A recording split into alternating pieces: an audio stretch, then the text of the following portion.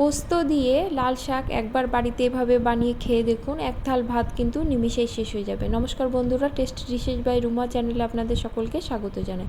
আজকে আমি একটি লাল শাকের রেসিপি শেয়ার করছি। এর জন্য আমি নিয়েছি লাল শাক, ভালো করে বেছে ধুয়ে ঝুরি করে কেটে নিয়েছি। এবার আমি কড়া বসিয়ে দিলাম, তাতে দিয়ে দিলাম 2 চামচের মতো সর্ষের তেল। তেল গরম হলে এতে ফোড়ন দেব শুকনো লঙ্কা, তেজপাতা এবং কালো জিরে।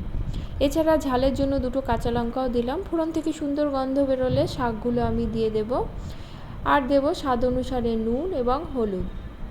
ভালো করে মিশিয়ে নেব। মিশিয়ে নিয়ে আমি ঢাকা দিয়ে 5 থেকে 7 মিনিটের মতো রেখে দেব। এবার ঢাকা খুলে দেখে নেব, শাকটা কিন্তু আমার বেশ মজে এসেছে। ভালো করে মিশিয়ে নেব।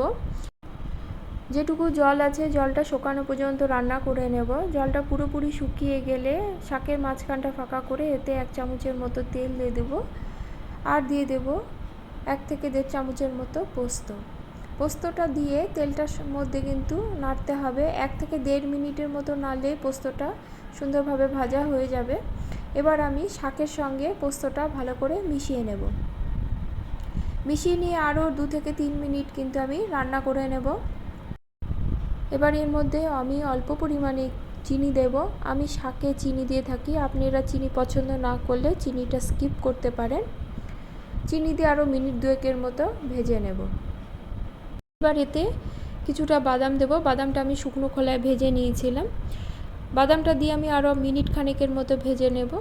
শাক থেকে কিন্তু তেল ছাড়তে শুরু করেছে। শাকটা কিন্তু আমার প্রায় হয়ে গেছে। এবার গ্যাসের ফ্লেমটা অফ করে দিয়ে পরিবেশনের পালা।